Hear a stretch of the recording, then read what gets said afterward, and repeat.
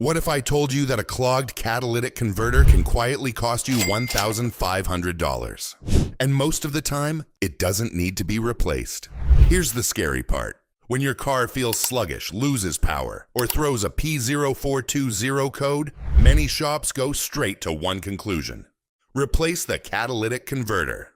That can cost $800 to $2,500 for the part, $200 to $500 in labor. Even more on turbocharged vehicles. But in Japan, where vehicles routinely last 250,000 to 400,000 miles, mechanics rarely jump straight to replacement. Instead, they first ask one question. Is it actually clogged or just contaminated? And that question can save you thousands. Today, I'm going to walk you through the 10-minute Japanese method used to restore flow in mildly clogged catalytic converters, without removing anything and without special tools. But stay until the end, because there's one mistake that turns this simple method into a converter killer, and most drivers do it without realizing it. Why catalytic converters clog? Let's simplify what a catalytic converter does. It doesn't filter like a fuel filter. It chemically converts harmful gases into cleaner emissions. Inside the converter is a ceramic honeycomb coated with precious metals like platinum, palladium, rhodium. These metals trigger chemical reactions when exhaust passes through. But over time, three things can reduce efficiency: carbon buildup, oil contamination, unburned fuel deposits. Most converters are not physically melted or broken. They're coated with residue, and coated converters don't flow efficiently. Reduced flow creates back pressure. Back pressure reduces engine power, and reduced power makes drivers panic. The difference between clogged and failed. This is critical. A converter that is melted internally, broken apart, structurally collapsed, cannot be fixed without replacement. But a converter that is carbon-coated, fuel-soaked, lightly restricted, can often be restored. Japanese service culture emphasizes diagnosis before replacement. They check engine misfires, fuel trim data, oxygen sensor response, exhaust flow characteristics. Because often, the converter is a victim, not the root problem. Section 1. Why converters clog more today. Modern engines are different. Direct injection engines can run rich during cold starts. Short trips, heavy acceleration. Short trip drivers are at higher risk. Here's why. Cold engines run richer fuel mixtures. If the engine never fully warms up, unburned fuel reaches the converter. That fuel turns into carbon deposits. Do that daily for years, and restriction builds slowly. No drama. Just gradual power loss. Section 2. The 10-minute Japanese method. Now here's the calm, practical part. Japanese mechanics often use controlled high-temperature exhaust flow to burn off light carbon deposits. The principle is simple. Catalytic converters self-clean at high temperature, but most drivers never allow the converter to reach proper self-cleaning temperature. City driving, short trips, stop-and-go traffic, all prevent full activation. The method is not magic. It's controlled heat cycling. And done correctly, it restores flow in many cases. But timing matters. And conditions matter. Before you try anything, there are three things you must confirm first. No active misfires. If your engine is misfiring, stop. Fix the misfire first. No oil burning. If blue smoke is visible, the converter is likely contaminated beyond simple cleaning. No rattling from inside the converter. Rattling indicates broken ceramic. That cannot be fixed. If those three are clear, proceed carefully. This method is for mildly clogged converters only. Step 1. Warm the engine properly. Drive normally for 10 to 15 minutes. You want coolant at full operating temperature. Oil fully warmed. Exhaust system hot. Cold engines do not clean converters. Heat is the tool. Step 2. Controlled highway drive. Now comes the key. Find a safe, open highway. Maintain steady RPM between 2,500 and 3,000 for about 10 minutes. Not aggressive driving, not redline, just steady load. This increases exhaust temperature consistently. Consistent heat helps oxidize carbon buildup inside the converter. Japanese technicians call this thermal activation. It's not flooring the car. It's controlled, sustained load. Why this works. Catalytic converters operate best above 400 degrees Celsius, 750 degrees Fahrenheit. Under short city driving, they often never reach full activation temperature. Sustained moderate load. Raises exhaust gas temperature. Burns light carbon deposits. Restores chemical efficiency. This is supported by manufacturer technical literature, which notes that incomplete combustion and short cycling contribute to catalyst inefficiency. This method simply allows the system to operate as designed. What you might notice. After a proper heat cycle, some drivers notice improved throttle response, slight increase in miles per gallon, reduced hesitation, P0420 code not returning immediately.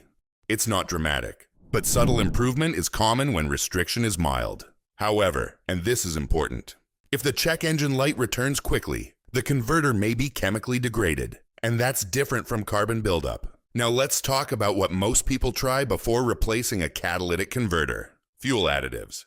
You've probably seen bottles that claim clears P0420, restores catalytic converter, pass emissions instantly. Some cost $10, some cost $40, some promise miracles. Here's the truth. Additives can help, but only under very specific conditions. And they cannot fix a damaged converter. Section 3. What fuel additives actually do.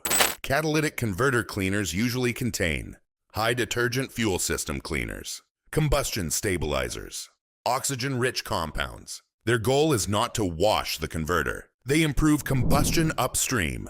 Cleaner combustion means fewer unburned hydrocarbons, less carbon formation, higher exhaust temperature stability. In mild cases, this supports the heat cycle method we discussed earlier. But here's the key. Additives do not dissolve ceramic blockage. They support chemical efficiency. That's very different. When additives make sense, use additives only if the engine runs smoothly. There are no misfires. Fuel trims are normal. Oil consumption is minimal. In those cases, a high-quality fuel system cleaner used before a controlled highway drive can enhance combustion quality. But don't stack products. Don't use 3 bottles at once. And don't assume a single tank will fix years of buildup.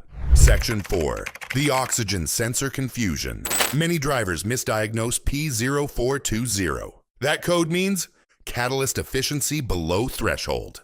It does not automatically mean the converter is dead. Oxygen sensors measure exhaust oxygen before and after the converter. If both sensors read similarly, the ECU assumes the converter isn't storing oxygen properly. But here's something overlooked. Lazy oxygen sensors can mimic converter failure.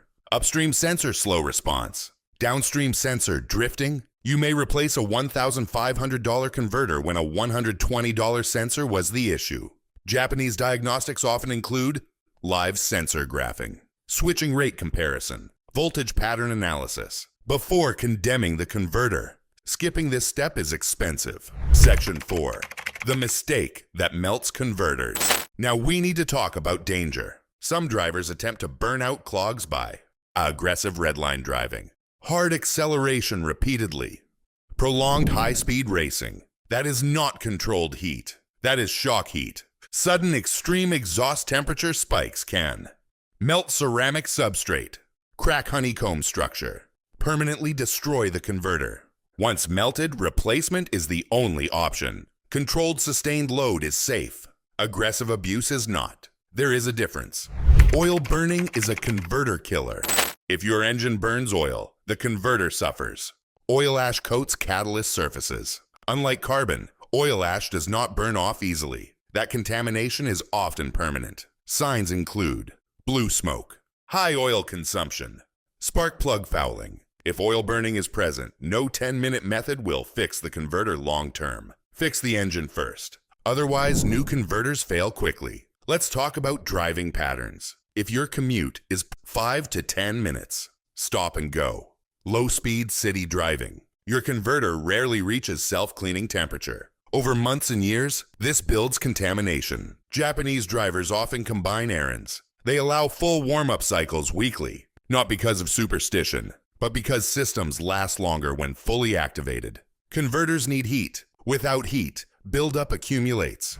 When replacement is truly necessary, there are clear signs replacement is unavoidable. Rattling inside the converter, sulfur smell that persists, severe power loss even at idle, Confirmed internal meltdown via temperature testing. Physical blockage measured with back pressure gauge. At that point, cleaning methods are not effective. Replacing is the correct move. But replacing without diagnosis is gambling. Section 17, Cost Comparison Reality. Let's put numbers on this. Controlled highway heat cycle, $0. Fuel system cleaner, $15 to $30. Oxygen sensor diagnostic scan, $100 to $150. Catalytic converter replacement, $1,000 to $2,500 common vehicles. $3,000 plus on some turbo models. Making the wrong decision can cost thousands. Making the right diagnostic decision costs very little. Section 5. The real root causes of repeat clogging. Here are the most common upstream causes. Chronic rich fuel mixture. Failing ignition coils. Weak spark plugs. Dirty mass airflow sensor. Stuck open thermostat. Fuel injector imbalance. All of these increase unburned fuel in the exhaust. Unburned fuel overheats or contaminates the converter. In Japanese service culture, converter replacement almost always includes upstream system checks, because replacing the converter alone is incomplete repair. The thermostat nobody thinks about. This one surprises people. A thermostat stuck slightly open keeps the engine cooler than normal. The ECU compensates by running richer. Richer mixture means more hydrocarbons, more carbon, more converter contamination. A $30 thermostat can quietly lead to a $1,500 converter replacement if ignored, and most drivers never connect those dots. Section 6. Spark plugs and misfires. Even minor misfires that don't flash the check engine light can cause damage. A weak spark plug causes incomplete combustion. Incomplete combustion sends raw fuel into the exhaust. Raw fuel raises converter temperature dramatically. Prolonged misfires can melt substrate. Replacing spark plugs every 60,000 to 100,000 miles costs $100 to $300. Replacing a melted converter costs thousands. Maintenance is cheaper than reaction. Dirty MAF sensor equals rich running. A contaminated mass airflow sensor miscalculates incoming air. If the ECU thinks less air is entering than actually is, it injects more fuel. That creates a rich condition. Rich conditions are converter killers. Cleaning a MAF sensor costs $10 for proper cleaner, 10 minutes of careful work. But ignoring it, long-term fuel richness slowly poisons the catalyst. Section 7. The 2 habits that quietly kill converters. Now here are the 2 common habits that cause long-term damage. Habit number 1. Constant short trips. If you never allow your engine to fully warm up, your converter never fully activates. Cold starts create the most emissions. If you shut the engine off before full heat cycle, residue accumulates. Doing this daily for years is a slow build-up pattern. One longer highway drive weekly can significantly reduce this risk. Habit number 2, ignoring the check engine light. Many drivers continue driving for months with minor misfire codes, fuel trim warnings, oxygen sensor codes, even if the car feels fine. That delay is expensive. The converter works hardest during emission faults. Prolonged fault driving overheats and damages it. Fix small issues early. They protect big components later. Section 8. What Japanese mechanics do differently. Here's the mindset difference, and they ask, what caused this? Not, how fast can we replace it? Before condemning a converter, they verify, no upstream fuel issues. Proper thermostat operation. Clean sensors. Healthy ignition system. Only then do they replace. Prevention is cheaper than parts. The practical prevention routine. If you want to protect your converter long-term, allow full warm-up cycles weekly. Replace spark plugs on schedule. Fix misfires immediately. Clean MAF sensor periodically. Avoid excessive short-trip driving. Use correct fuel for your engine. None of this is complicated, but together it extends converter life dramatically. Converters can last 200,000 miles when protected properly. They fail early when upstream problems are ignored. The honest conclusion. The 10-minute Japanese heat method works for light carbon buildup, short trip contamination, mild restriction. It does not fix. Melted substrate, severe oil contamination, broken ceramic structure. The key is diagnosis. Cleaning is not a miracle. It's a maintenance step. Let me ask you something. Do you mostly drive short trips? Have you ignored a small misfire code before? Have you ever replaced a converter without checking sensors first? Drop your mileage and driving habits in the comments, because the difference between a 120,000-mile converter and a 250,000-mile converter is rarely luck, it's behavior. If this saved you from an unnecessary replacement, hit. And if you want to learn which sensor fails more often than converters and quietly costs drivers money, watch the next video. Converters don't die suddenly. They react to how you drive. Protect the cause, not just the symptom.